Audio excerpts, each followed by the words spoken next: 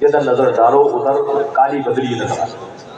اپنے ایمان عقیدے کی حفاظت کریں۔ ایمان اللہ تعالیٰ کی عطا کردہ سب سے عظیم نعمت ہے، اس لیے ایسی باتوں اور ایسے لوگوں سے دور رہیں جن سے ایمان و عقیدے کو خطرہ پہنچنے کا ڈر ہو۔ دوسرا پیغام ہے تمام گستاخ فرقوں، بد مذہبوں اور سلح کلیوں سے دور و نفور رہیں، ان کی صحبت کو زہر قاتل سمجھیں۔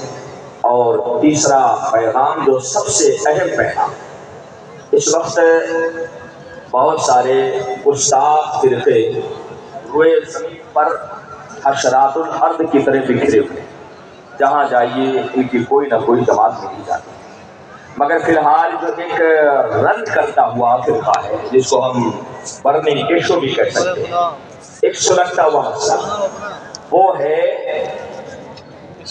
رافضیت، جو مولائیت کے لبادے ہیں اور مولائیت کے لباس میں آ کر کے حب اہل بیت کے نام پر سیدھے سادے مسلمانوں کو دھوکہ دے رہے ہیں۔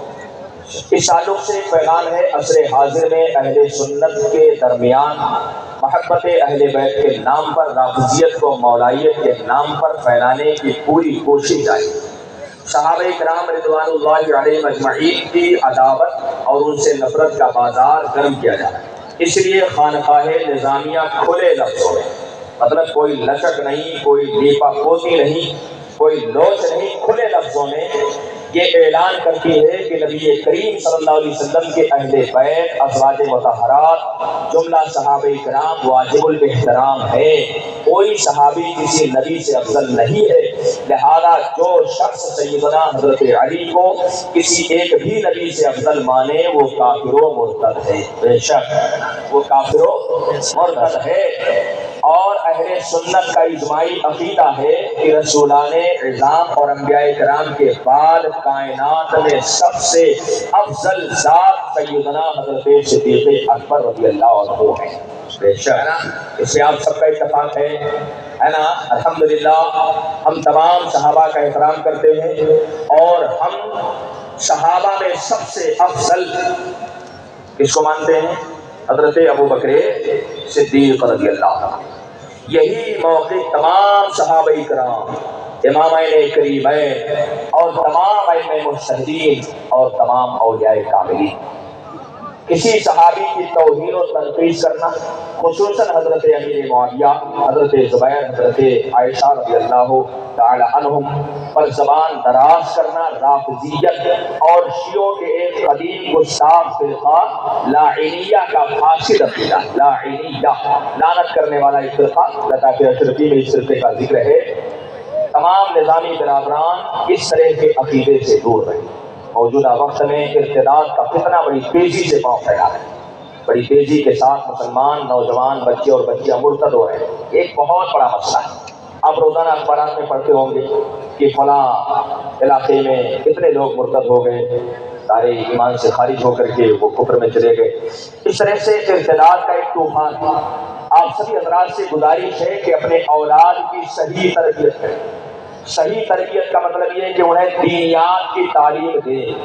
آپ فرض کریں آپ کا بچہ اسکول میں پڑھ رہا ہے تو ہم آپ کو منع نہیں کرتے کہ اپنے بچوں کو اسکول میں نہ پڑھائیں، ہم آپ سے اتنی گزارش کریں گے کہ اگر اس سے ایک ہاتھ میں سائنس کی کتاب ہو تو دوسرے ہاتھ میں اس کے قرآن ہونا چاہیے، دوسرے ہاتھ میں قرآن ہونا چاہیے۔ ایک طرف اسے اگر میتھ اور دیگر چیزیں پڑھائی جائیں تو دوسری طرف اسے توحید کا عقیدہ بھی سمجھایا جائے، عقیدہ رسالت بھی سمجھایا جائے۔ اس پہلو پر آپ حضرات دھیان دیں تاکہ آپ کے بچے ارتداد کا شکار نہ ہو پائیں۔ ایک اہم پیغام، جدید ایجادات میں موبائل کا فتنہ اس وقت ہمارے بچوں کی صحت، اخلاق، اقدار، وقت، مال، ہر چیز کو متاثر کر رہا ہے۔ سوشل میڈیا سے شدید لگاؤ اور نیٹ پر موجود خرافات تک آسانی کے ساتھ رسائی موجودہ نسل کے حال و مستقبل دونوں کو برباد کر رہی ہے۔ ہر وقت اس کے نقصانات سے بچنے کی تدبیر نہ کی گئی تو آنے والی نسلیں تباہ و برباد ہو جائیں۔ حضور نے فرمایا کلکم راع وکلکم مسئول عن رعیتہ۔ آپ اپنے گھر کے گارجین ہیں اور اللہ کی بارگاہ میں صرف آپ سے آپ ہی کے بارے میں پوچھا جائے گا، آپ کے اولاد کے بارے میں پوچھا جائے گا کہ آپ نے اس کی تربیت کیسے، اس لیے ابھی سے آپ اس کا اہتمام کریں، اپنے بچوں کو جب تک کسی لائق نہ بن جائیں ان ساری چیزوں سے دور رکھیں۔ ایک اور پیغام، اس وقت ظالموں کے ظلم کا جواب اور مذہب اسلام کا دفاع صرف اور صرف علم سے کیا جا سکتا ہے۔ ہمارے پاس اس وقت کوئی ہتھیار نہیں، ہمارے پاس صرف ایک راستہ ہے کہ ہم پڑھیں اور آگے بڑھیں۔ یہی وہ شارٹ کٹ راستہ ہے جس پر ہم چل کر کے ترقی بھی کر سکتے ہیں، اپنے مذہب کا دفاع بھی کر سکتے ہیں۔ اس لیے آپ خانقاہ برکاتیہ کا وہی پیغام دہرا لیں کہ آدھی روٹی کھائیں گے بچوں کو پڑھائیں گے، آدھی روٹی کھائیں بچوں کو پڑھائیں، اسی سے آپ کی قوم ترقی کرے گی، آپ کا سماج ترقی کرے گا، اور انشاءاللہ تعالیٰ آنے والی نسلیں اللہ چاہے گا تو بہتر سے بہتر مستقبل کی تعمیر کرے گا۔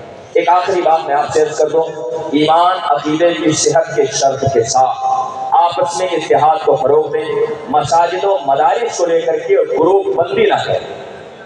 مساجد اور مدارس کو لے کر کے آج کل حالت یہ ہے کہ جتنے بڑی مسجد ہوتی ہے اتنے پارٹی وہاں پہ ہوتی ہے، جتنے بڑا مدرسہ ہوتا ہے اتنے زیادہ گروپ بندیاں وہاں پہ ہوتی ہیں۔ آپ کب سدھریں گے اور آپ کو کب آخر ہوش آئے گا؟